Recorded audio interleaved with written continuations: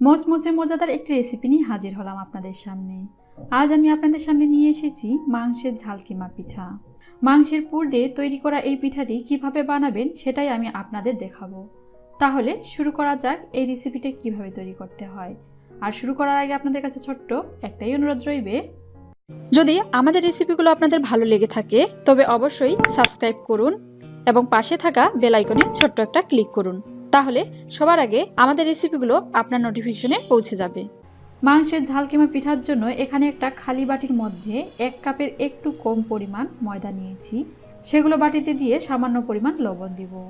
লবণ দেওয়া হয়ে গেলে সবগুলো আবারও মিশিয়ে নিব। এবার রুটির ডো তৈরি করার জন্য দিয়ে দিব ঠান্ডা নরমাল পানি ও রুটির ডো তৈরি করে নিব।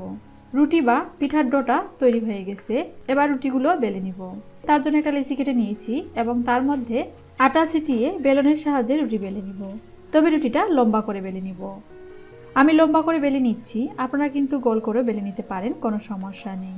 আমার লম্বা করে রুটি বেলে নেওয়া হয়ে গেছে। এবার চাকুর সাহায্যে রুটির এক পাশের সাইডের অংশ কেটে নিব। তবে এমনভাবে কেটে নিব যেন পুরা সাইডটা কেটে না যায়। আর আপনারা কিন্তু দেখে বুঝে নিন কিভাবে কেটে নিচ্ছি রুটির সাইডটা। আমার সাইড কেটে নেওয়া হয়ে গেছে। এবার মাংসের পুরগুলো যে সাইডটা কাটা হয়নি সেই সাইডে দিয়ে দিব। আর আপনারা দেখে বুঝে নিন কিভাবে বা কেমন করে মুড়িয়ে নিচ্ছি পিঠাটা। আর মাংসের পুর বা কিমা কিভাবে তৈরি করতে হয় এর একটি ভিডিও অলরেডি আমার চ্যানেলে দেওয়া আছে। আপনাদের সুবিধার জন্য আমি পুর কিভাবে তৈরি করতে হয় তার লিঙ্কটি নিচের ডিসক্রিপশন বক্সে দিয়ে দিব, সেখান থেকেও দেখে নিতে পারেন। আমার প্রায় পিঠাটা তৈরি করে নেওয়া হয়ে গেছে। এবার পিঠাটা মুড়িয়ে মুড়িয়ে সাইজ করে নিব। দেখেন হয়ে গেছে। আর পিঠাটা যদি ভালোভাবে না লাগে তবে একটু আঙুলে পানি দিয়ে চেপে দিবেন, তবে লেগে যাবে পিঠাটা। হয়ে গেছে। এবার ডুবো তেলে ভেজে নিব পিঠাগুলো। আর তার জন্য অলরেডি আমি প্যানের মধ্যে তেল গরম করতে দিয়েছি। এবার সেই বানানো পিঠা গরম তেলে ছেড়ে দিব এবং উল্টিয়ে পাল্টিয়ে লালচে করে ভেজে নিব পিঠাটা। আমার ভেজে নেওয়া হয়ে গেছে, এবার তুলে নিব।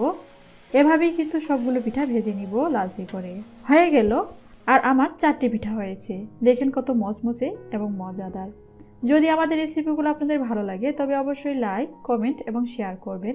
এবং কোনো বিষয়ে জানা থাকলে অবশ্যই কমেন্টস বক্সে কমেন্টস করবেন এবং আমাদেরকে উৎসাহিত করবেন। সো অনেক অনেক ভালো থাকবেন, সুস্থ থাকবেন। ধন্যবাদ।